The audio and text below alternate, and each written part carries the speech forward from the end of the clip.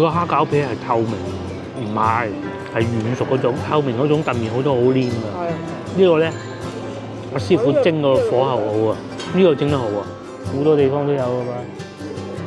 呢個係新加坡嘅，唔知有冇觀眾？展超啊，反而最矮就係展超喎，你真係諗唔到嘅嚇。最矮係展超。觀喎，但係展超唔係好犀利嘅咩？展超。廣坤高速，冇睇到。不過導航都係教最快呢條路，即係最快呢條路。係啊，又或者嗰邊塞車咧。即將靠左走最左線，往江濱3路方向行駛，北上高架。呢條路係河堤嚟㗎，佢哋嗰個塔喺度，裝修緊。裝修。之前都嚟睇過，仲有包公祠可以去睇下。今日可以去睇下。之前嚟到又落雨又疫情啊，我記得。嗱，今日天氣熱啲咧，如果唔係咧喺個江邊行下，呢啲好寫意啊。月光路。呢度就叫月光路，咁啊沿住肇慶呢個城市。江濱大道啊，即係濱江啊，濱江大道。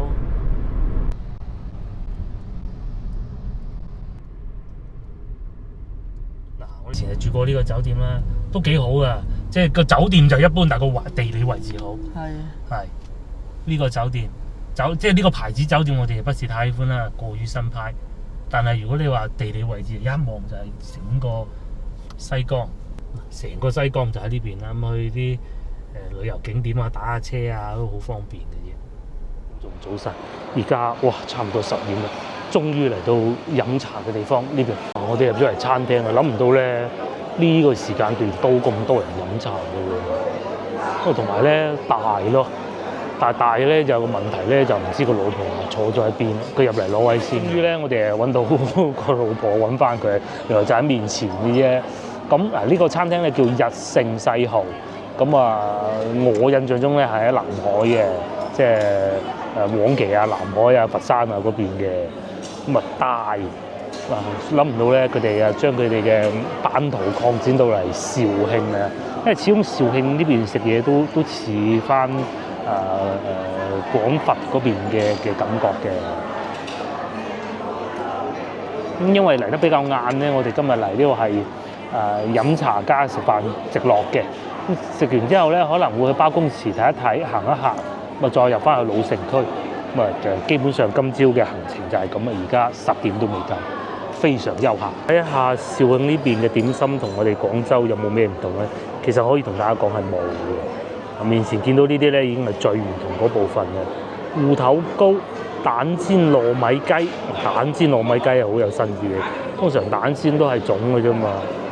蟹柳豆苗餃呢啲一聽嘅蟹柳，香煎牛肉餅呢個其實可以嘅，唔知點解老婆唔叫嘅。葱香大燒餅幾好啊！咁啊下邊咧就我哋點咗嗰啲蝦餃啦、牛仔骨啦。牛肉丸啦，呢啲都大家都耳熟能詳㗎啦。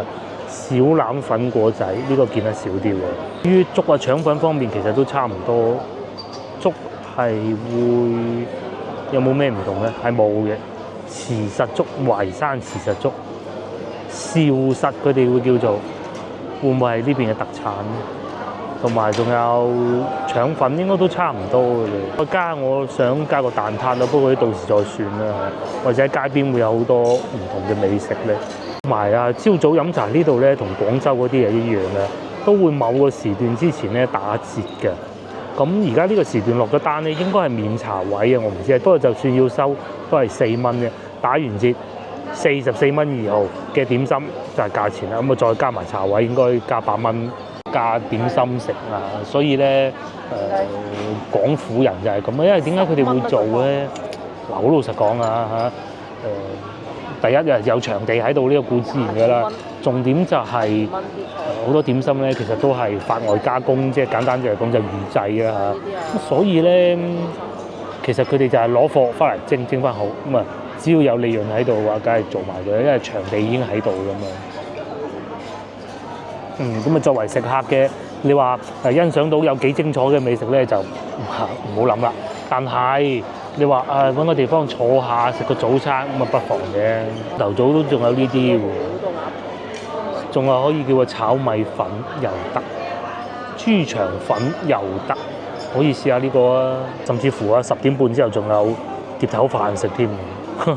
至於午市咧就有呢啲啊，其實老婆係好想食個邊魚嘅，不過仲要等1個鐘，咁啊算啦嚇，留翻今晚食都得嘅啫。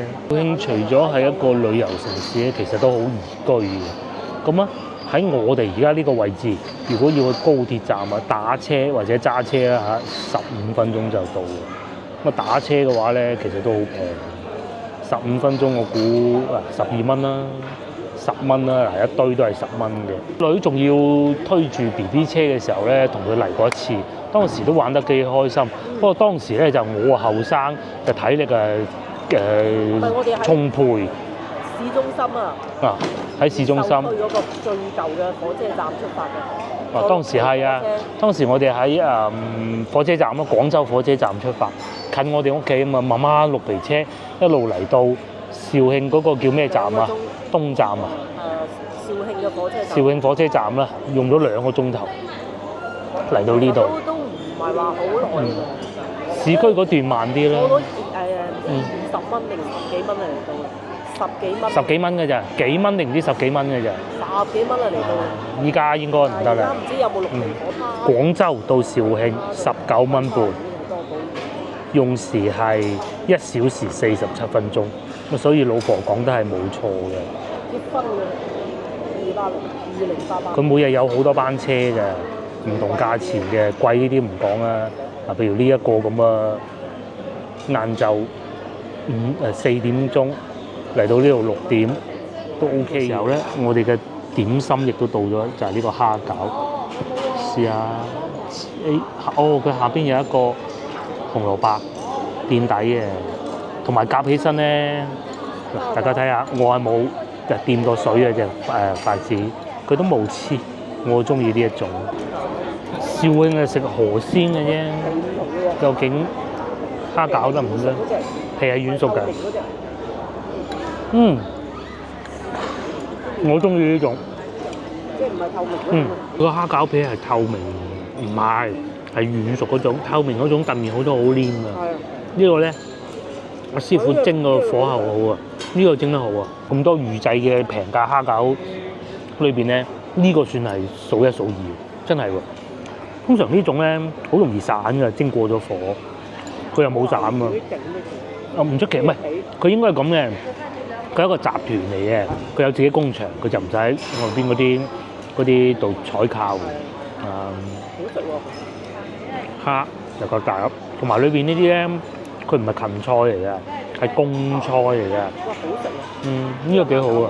佢嗰個紅蘿蔔咧擺喺度咧，係為咗唔好同下邊張紙黏住一齊嘅，都幾講究嘅。係個皮幾好，真係幾好。而且又攞個紅蘿蔔咁樣墊住嚟，搣開佢咪得，食埋都冇問題嘅。唔係燉麵嗰隻皮。係，唔係燉麵皮。第2個送上嚟嘅就係腸粉喎，咁樣嘅喎。我記得喺南海咧，佢哋細蠔嗰啲腸粉都係好食嘅。喺餐廳裏邊咧，呢個係算比較似街頭腸粉嘅感覺，即係佢會似得靚啲嘅。街邊食嗰啲又冇似得咁靚嘅。通常餐廳咧嘅腸粉，我哋好擔心一件事情咧，佢就係叮嘅。呢個咧就唔似係叮嘅。最怕好似同埋仲有2條豆角添，豆角仲幾新鮮添，爽口嘅。咁啊，仲有咧豉油咧，佢係後來先上。大家回想一下，早幾日我哋食過嗰個炒牛河嗰間咧嘅腸粉咧，嗰啲係夠傳統，佢落得油多啊。呢個咧落得油係比較少嘅。係幾好啊，好夠味味嘅。好食啊！係啊，夠味味嘅，係。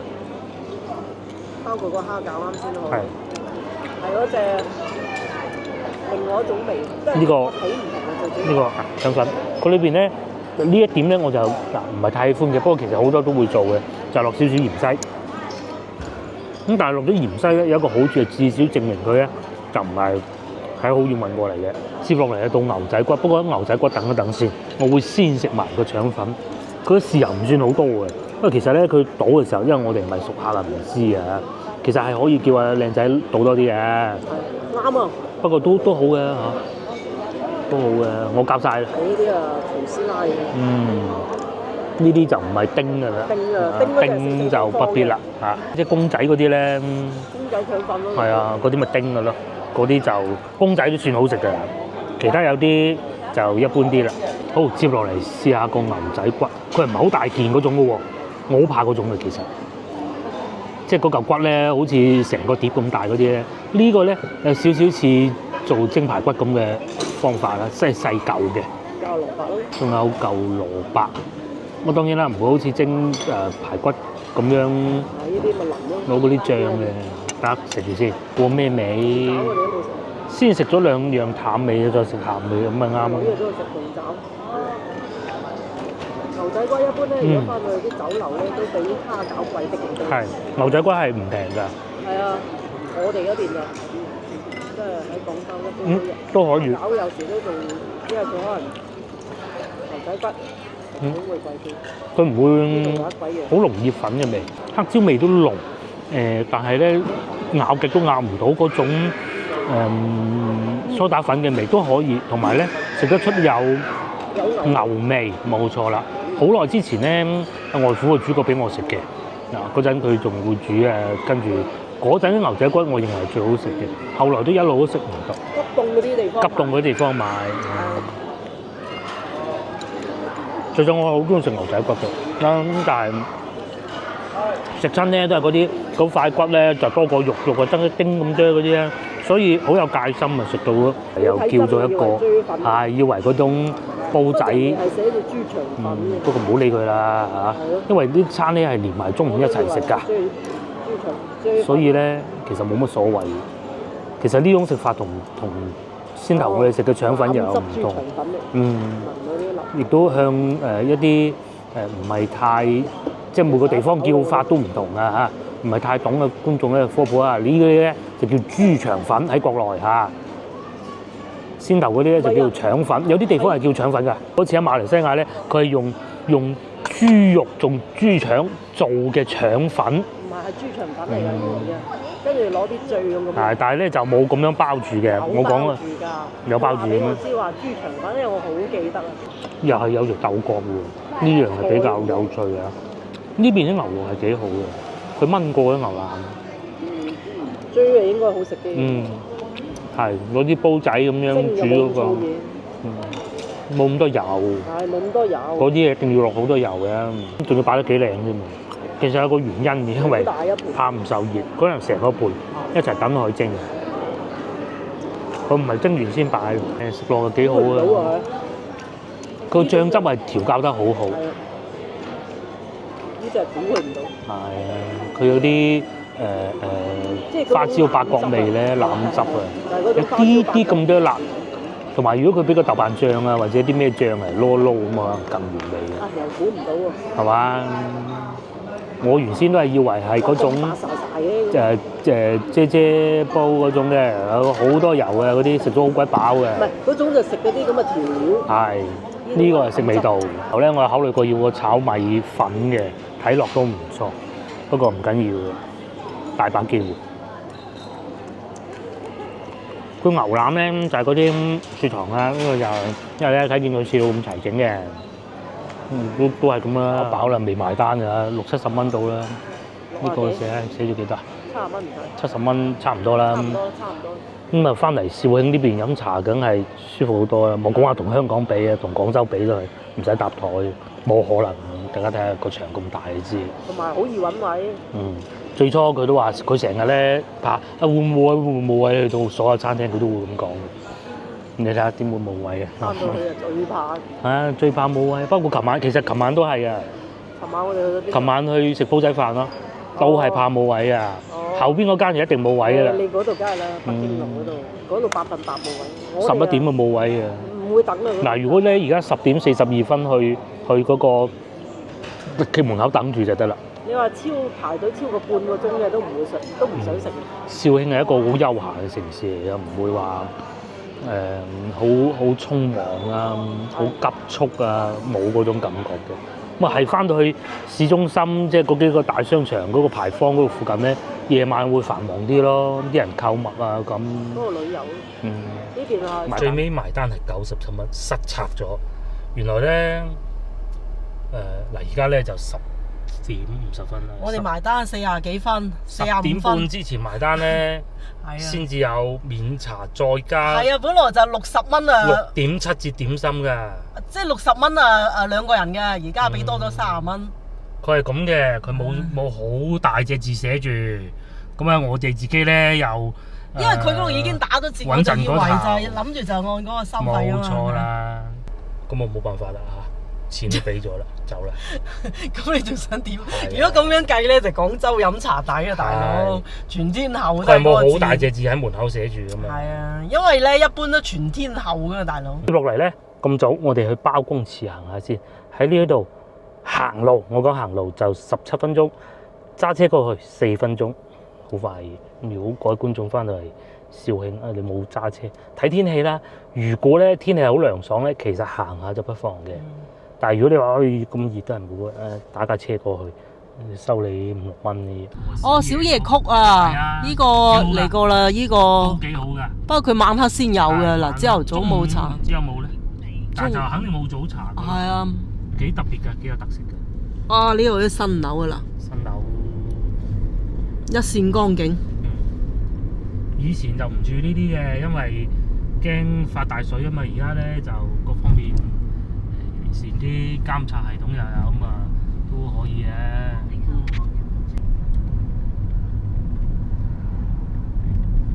即係如果你話廣州啊呢啲近江嘅樓盤啊發達啦，但係呢邊啊反為江邊唔多人，真係多人。而家好似街冇乜人。係咯，車都少咗。反為疫情嗰時仲省內遊啊，其實好火爆嘅。係啊，疫情嗰時省內遊火爆啊。經過數分鐘，我哋又嚟到包公祠啦，同好多網友啊一樣噶。如果你問我啊，最懷念啊中國邊個朝代咧？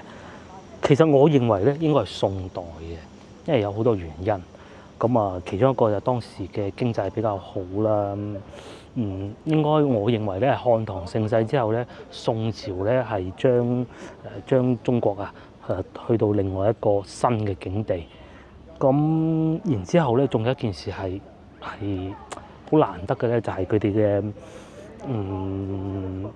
雖然都係封建制度啊嚇，但係咧係好清廉嘅。咁點解咁講咧？大家回想一下。大家應該都有睇過包公呢個故仔啊、電視劇啊，佢係天子與庶民同罪，又或者當時嘅皇帝如果係做錯咗咧，佢係要下罪召己，即係寫書同個天講啊，我做錯咗啦咁嘅，亦都提出咗清廉啊，當官要清廉呢一個説法嘅。狗頭鍘、虎頭鍘、龍頭鍘，係啊，即最中意睇佢睇。換句話嚟講咧，就除咗皇帝，因為皇帝係天子，不能夠冇辦法之外，其實咧，狗你都要噶啦，咩人都可以斬頭。咁到後期咁好多封建社會都係，譬如話滿清咁樣啊，我哋喺好多。正史野史都曾經聽講嗰個咩八旗子弟，你唔可以去判佢啊，如何唔可以去通過一啲官員去審判佢咁咯，係嘛？只能係皇家內部嘅事情。咁但係咧，宋朝就唔同啦。而包拯咧就係宋朝嘅大官。咁佢咧係嚟過肇慶呢度當官嘅。不過肇慶出產最多嘅咧就係咩咧？就係蜆啊！咁咧蜆啊，即係磨啊寫字嗰啲蜆啊。而家查啲數據，點解嗰啲出產咁多蜆，但係咧又不知所蹤咧？原來咧就攞晒進貢當時。咁所以咧包拯咧自己一塊都冇攞。當時嘅蜆係。肇慶呢度啊，係好靚噶嘛，清正廉明。同柳宗元又係係啦，嘅思想係一模一樣。係啦。首先你要身正，你先至可以管得到人哋。如果你個身唔正，咁你話我要管點樣規範人哋，你規範唔到噶嘛，係咪先？咁包公祠就係呢度啦。各位觀眾，如果翻嚟肇慶，我強烈建議大家嚟行一行。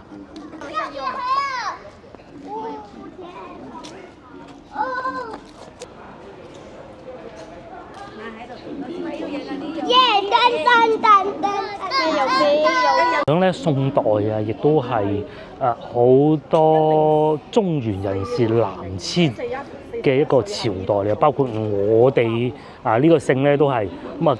族譜咧就上邊就寫990年嘅時候咧，就由江西嚟遷到嚟廣東嘅990年啊，我哋呢一個姓氏稱咧就係北宋名臣啦，999年出世。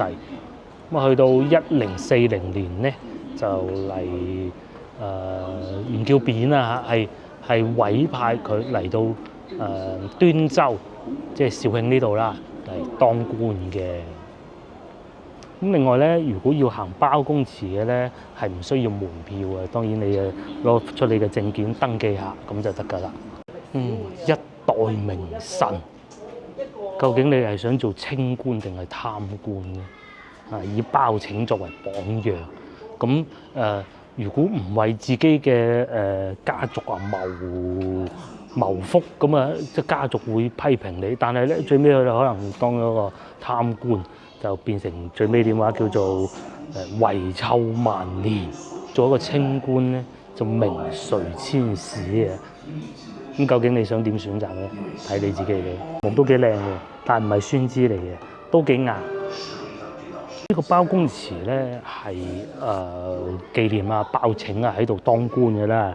根據資料顯示咧，喺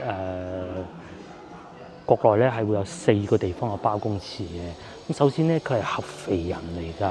咁啊，合肥咧就有包公祠啊，安徽省。咁第二個咧就係肇慶呢度，因為佢喺度為過官啊嘛。咁啊，仲有一個咧就係河南開封咧，因為當時嘅朝代係首都嚟啊嘛。咁啊，河南開封，仲有一個咧係比較有趣嘅就係河北省滄州市，亦都係有包公祠嘅。但係喺海外咧，其實係都有好多包公祠嘅，譬如話啦，東南亞又有啦，呢度有澳門㗎啦，有香港㗎啦，台灣啦、菲律賓啦、新加坡啦，好多地方都有㗎嘛。呢個係新加坡嘅。唔知有冇觀眾去過？同樣咧，佢哋嘅包公誕咧都會祭祀嘅。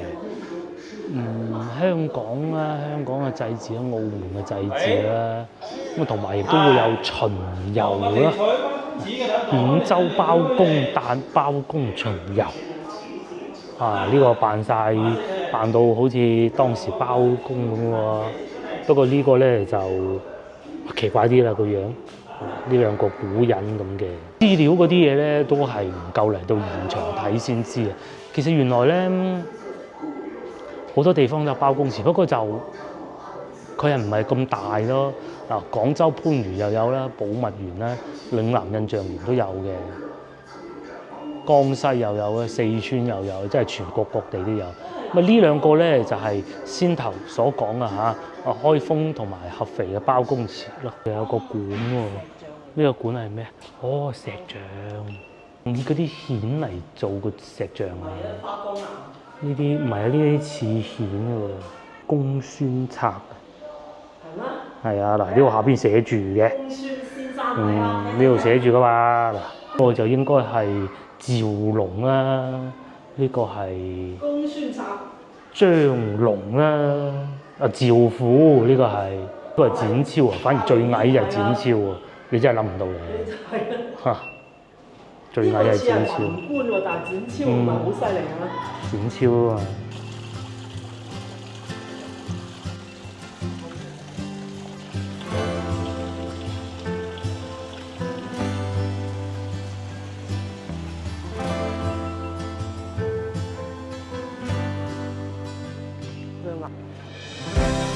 呢度仲有文天祥嘅像，前呢一位吧，我估嘅又我唔識㗎嚇。咁再嚟咧，呢度咧就寫住啦，宋包孝叔公，包即係佢嘅姓啊，孝叔就係佢字啊，宋就係講佢嚟自咩朝代嘅咯。咁就係包拯啦呢度，其實都好型嘅啫。佢額頭咧有個月亮啊嘛。哦，呢、個就係岳飛喺隔離，即係宋朝咧三傑啊，就喺晒呢度啦。哦，岳飛、包拯同埋文天祥。好咧，我哋反而先至擺最後，而到最後咧先至嚟主殿，咁啊有個金身喺裏邊嘅。咁啊，好似去拜菩薩咁樣嘅，會有香火，都係一啲供品啊、啲花啊咁樣樣咯，就唔似啊去到啲廟宇裏邊會有師傅啊喺度念經，咁呢度就冇嘅。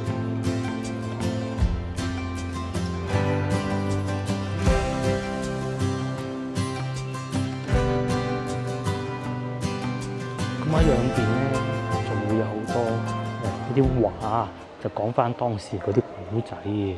咁啊因為有影視作品曾經講過包拯嘅故事啊嘛，咁啊所以咧其實好多咧一睇咧都睇得明嘅。呢個係包公為彭琪申冤啊，咁啊至於內容係點，大家自己翻去查下啦，係幾好睇嘅。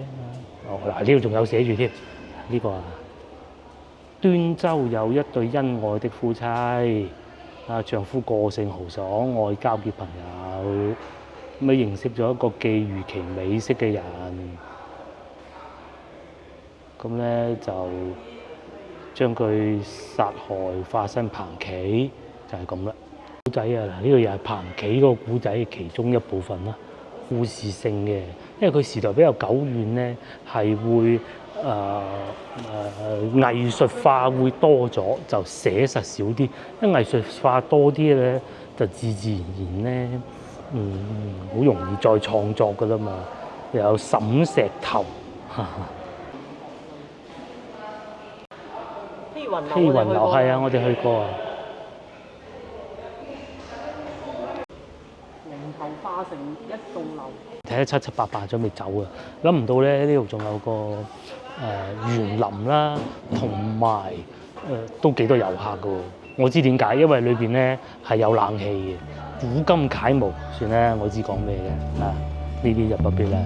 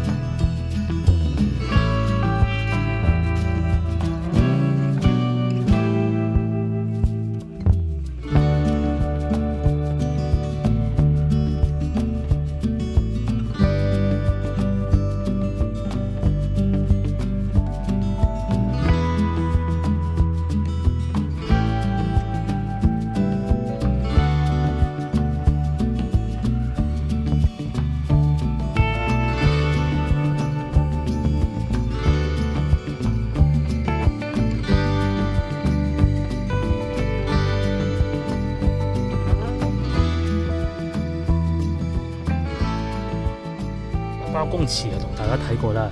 接落嚟咧，我哋就翻去酒店。咁咧，我之前咧就其實已經睇過㗎啦。咁咧就會去呢個麗峰酒店咧，都係住翻麗峰好啲嘅。點解咧？有幾個原因。第一，益華國際廣場呢度下邊咧有昌大昌超市啦，同埋亦都會有星巴克嘅。即係我唔係話要去星巴克，而係喺得星巴克附近嗰啲酒店咧都唔會。即係嗰邊一個新即係旺啲嘅地方。係啊隔離呢度敏捷廣場，如果我冇記錯，可能記錯㗎。之前曾經喺呢度嗰個住過民宿嘅，係啦。咁然之後呢度就星湖啦。呢度咧之前我亦都睇過漢庭酒店。如果講地理位置，應該呢度好啲，要價錢呢度平啲，但係咧就冇麗峰咁好，因為麗峰我哋住慣住宿，包括停車場啊嗰啲都唔需要憂心話死咧，唔知去到會唔會冇停車場又要揾喎，絕對唔係啦。我哋就包公廁，咁啊仲有好多地方啊！大家睇見我咁多星星就知啊。平時咧就做定功課，係啦。啊，包公廁就係我哋而家所在位置。日盛世豪就係好似隔離嘅啫嘛。日盛世豪就嗱呢度啦。係啦，就喺隔離嘅啫嘛。好方便嘅啫。黃鱔飯，仲有黃鱔飯添。橋頭雞煲啊，遲啲先啊。就梅庵就係喺嗰個又係一個旅遊景點。城牆邊咯，不過我哋唔去城牆。哦，原來呢度都有餐廳㗎，好味鮮。好味鮮。呢度附近包公祠附近都多㗎，包括先頭我哋嗰個叫做咩話？世豪，日盛世豪啦，同埋江邊嗰個啦，嗰個叫咩名啊？又唔記得咗。佢咧就飲食嘅餐廳都好多，但係咧人就冇廣州咁多嘅，肯定就呢一邊就更加人少。係啊，翻去牌坊嗰邊係會多人啲。牌坊嗰邊可能會多人啲，但係咧佢呢邊咧反為係江邊啊。如果喺廣州啊，江景房啊真係最貴。梗係貴啦。嗰度咧都要揸20分鐘車程嘅，都其實唔近，之前住過㗎啦。係。感覺上嚟到今日，唔知係時間問題定係咩問題咧？好似啲人仲少過疫情嗰陣咁嘅咧。疫情嗰陣好多人喎，好多人。一來疫情嗰陣咧，可能有個原因咧，就唔可以周圍去。依家咧就可以周圍去，好似我哋咁都去唔走啦。係，柳州多人到咩咁啊？可能會係其中一個原因。第二咧就呢度都係少人㗎啦。第三。我哋上次去到等陣去酒店嗰度咧，上次我講係會塞車，疫情嗰陣啊，真係。咁究竟今日會唔會咧？不知道，去到就知啦。我經過嗰個西江大橋，佢哋都係叫做係前邊一條鐵路橋嚟嘅，有火車過嘅。我哋係行過嚟係粵江，就係高腰嗰邊過嚟嘅。我哋今次係之前就係由鼎湖嗰度入嚟嘅。以前好似話呢個位置啊，依度出邊好似有嗰啲食河鮮嘅。啱先無人機睇上去都好似啊。有冇啊？好似都係太細睇唔清。條路冇車嘅。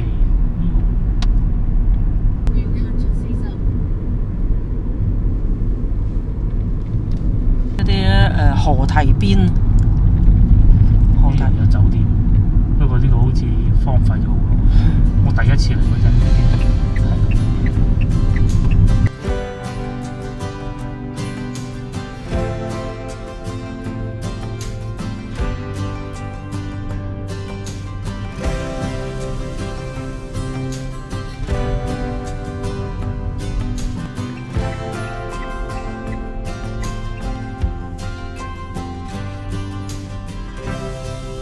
可能疫情，個個都唔出得街玩啊！上次塞車嘅，因為嗰時啲人仲炒樓㗎，我記得嗰時。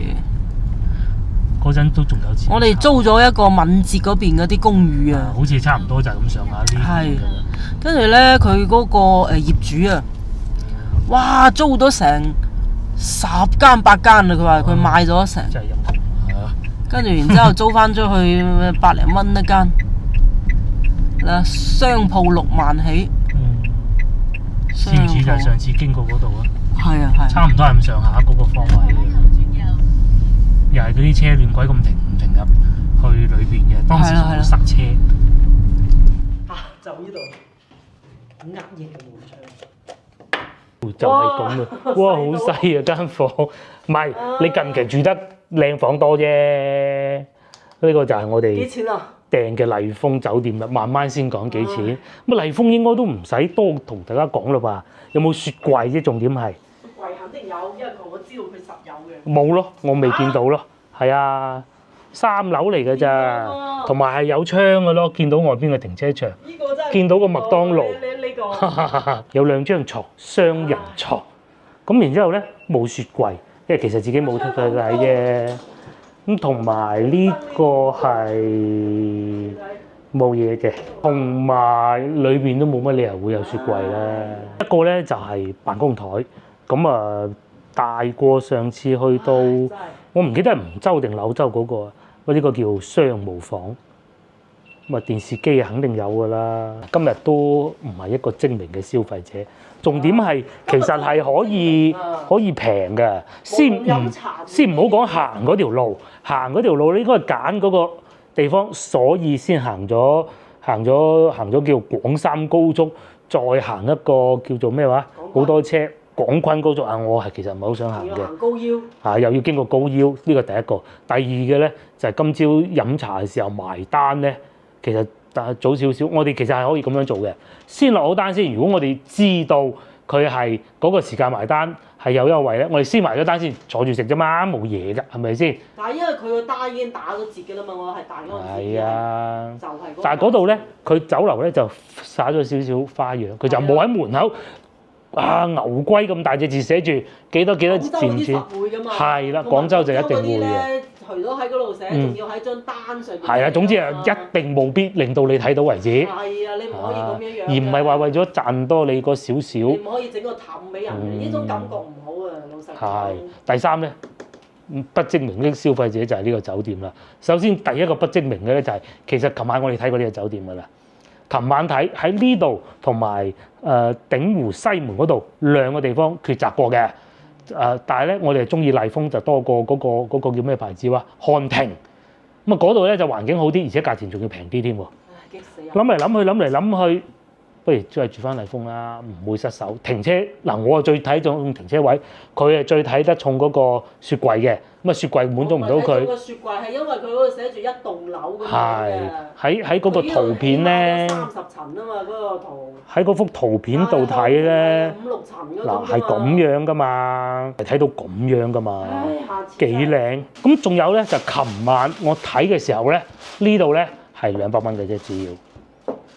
咁咧嚟到咧240，咁都算啦，都冇所謂嘅。梗係嚟到睇見咩樣先至 book 噶嘛，睇見都幾大停車場咁啊 book 啦 ，book 完之後，咁我哋係要有窗嘅，有窗咧又要再加多30蚊，都冇問題嘅。但個窗咧，牛龜鬼唔得，係好高嘅，即係佢唔係冇窗冇區別㗎啦。係啊，呢叫氣窗啊，佢就唔係嗰種，佢唔係嗰種好矮，一打個窗可以伸個頭跳埋落去嗰種咧，呢種唔得嘅。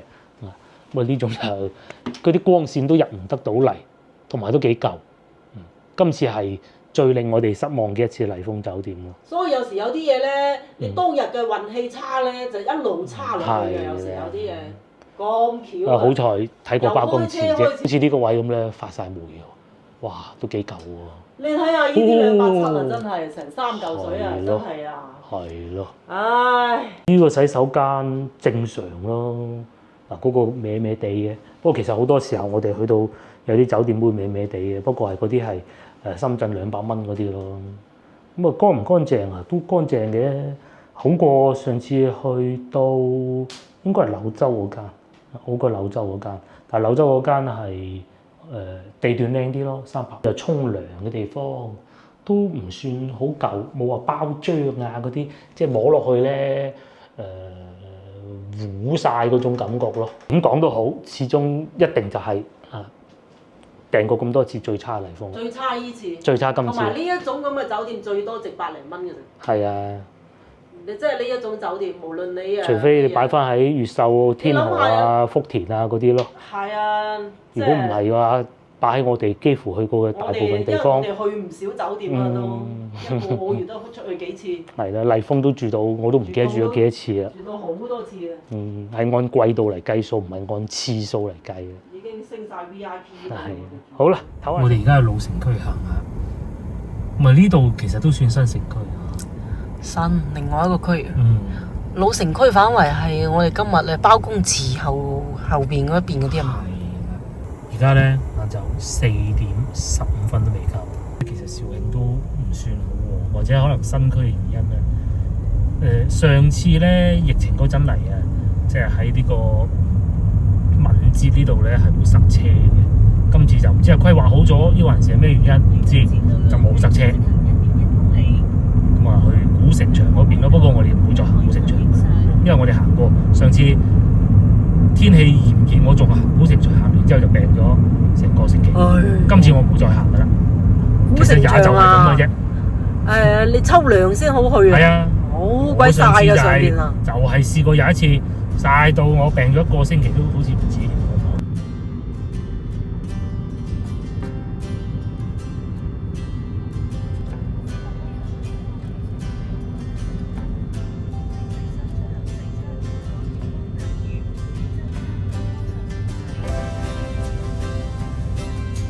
行咗2步路，我認為呢度咧係成個大灣區除咗廣州啊最難行嘅地方，好難營嘅啊！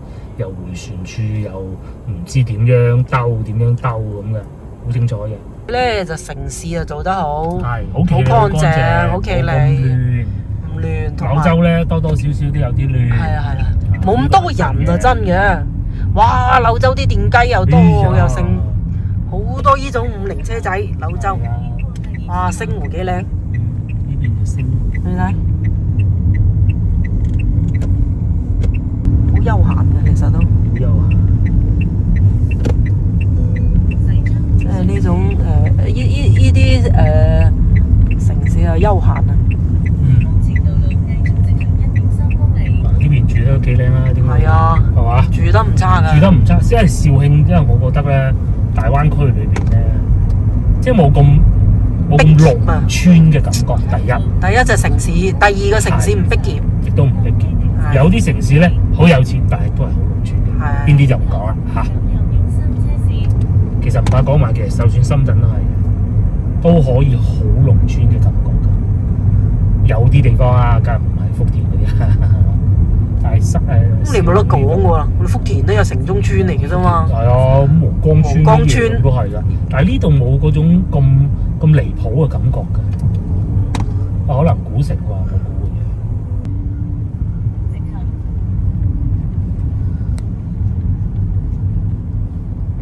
廣州嚟都幾麻煩，即係俾人攝到真係恰到。呢度冇乜電雞呢度。我最多開慢啲嘅啫嘛，喺柳州開慢啲，好似聚咁。唔係，佢好多啲嗰啲烹魚套啲車仔，呢度就冇乜。呢度就冇乜。因為柳州佢嗰個有嗰個車廠啊嘛。嗰個50車廠。係啊，咁個個都整翻部嗰啲。咁係㗎啦。車仔。